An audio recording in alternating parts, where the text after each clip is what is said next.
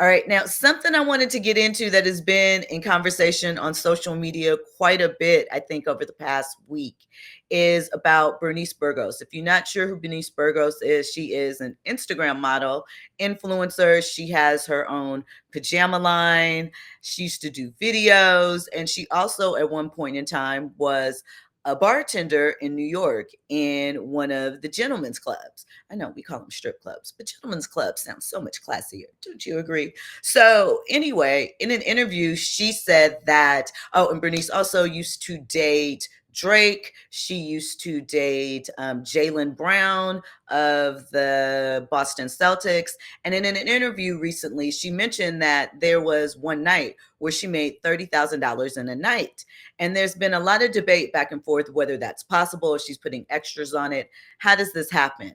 And I want to remind people that New York in the 2010s, early 2010s, was a different type of strip club environment than Atlanta or Miami or Houston or even someplace like Vegas, which is really different.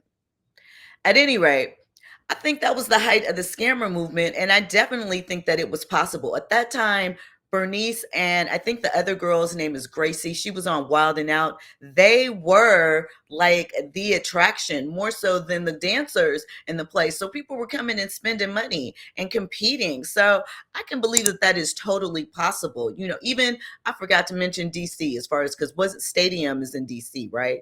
So those were big targets for the scammers at the time. So they were giving it up. But I think this speaks to a larger thing about the battle, the conversation around women and money and the objectification of women using that to get money and what that means and what is a gold digger and are men being providers. And what it comes down to is, you know, people don't like when an attractive woman, especially an attractive older woman, seems to be easily obtaining money without the work that goes with it. Now, I'm not saying that Bernice did anything extracurricular. Some people might allude to that, that they feel like that is the only way that it can happen. And I say, with that type of stuff, you probably haven't been in that environment. Now, is it like that every night? Was she pulling that every week? No, but I could see on a particular night that going down and that happening. You just never know.